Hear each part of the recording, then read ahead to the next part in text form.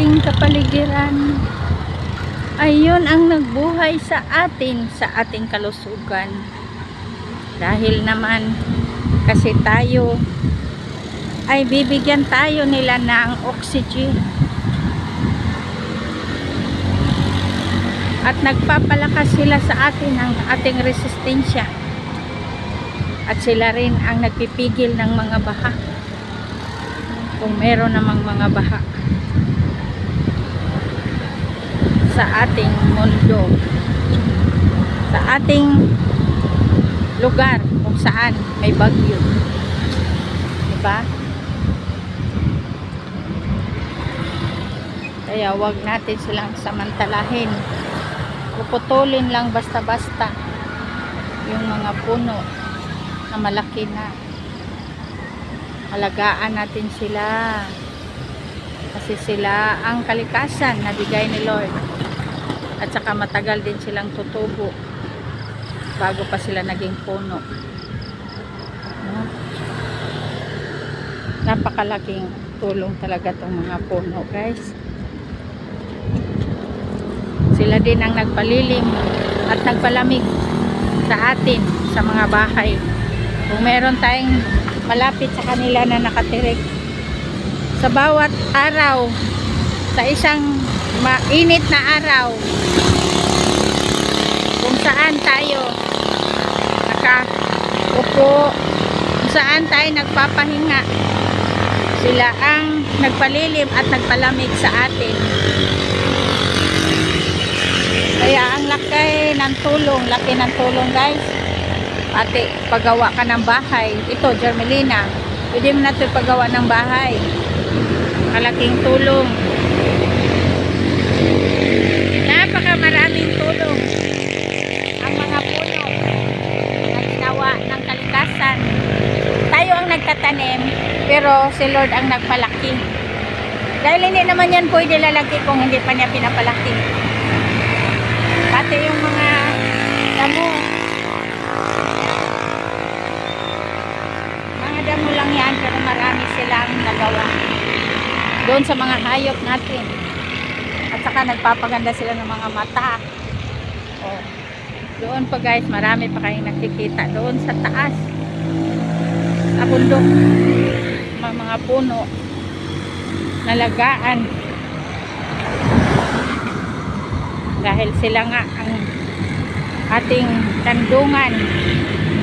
Panahon na wala tayong mga bahay, kukuha tayo ng mga puno, tapos ibahay natin.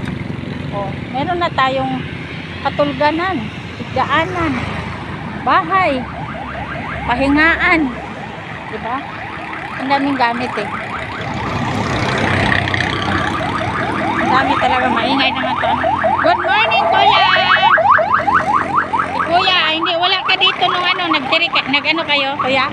Sa sementeryo? Umuwi sa probinsya. Ayun, ang sabi ko, guys. Sorry, naputo. Kaya ang daming, malaki ng tulong ng mga punong yan. Hindi natin sila pusuhin. Sila lahat ang ating madulungan. Napakalaki ng tulong, lalo na pag may bagyo, guys. Kasi may baha, sinisip-sip nila yung tubig eh. May sip-sip nila yung tubig. Pag wala namang baha, wala namang dito sa lupa, magtuyong-tuyo, kawawa din sila. Pero pag may usok, nausok sila ay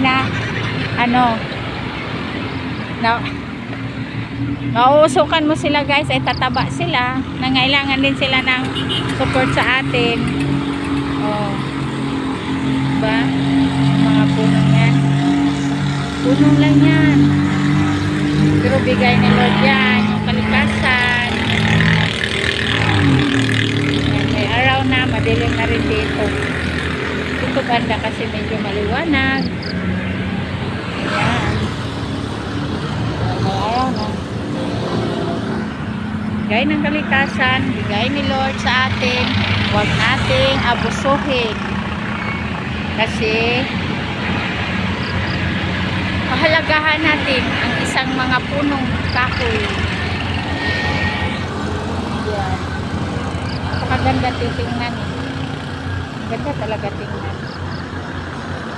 Ano nila tingnan guys? Siguro mga ilang taon na rin yan. Ay nalagaan nila. Hindi na sila nangailangan at diligan mo kasi malaki naman sila eh. Mga puno malaki na, hindi mo na sila kailangan diligan pa. Sila na nagbubuhay ng sarili nila. Sa bata pa, alagaan lang. Pero sa ano na, sila na mismo nagbubuhay sa sarili nilang mga ugat. Yan.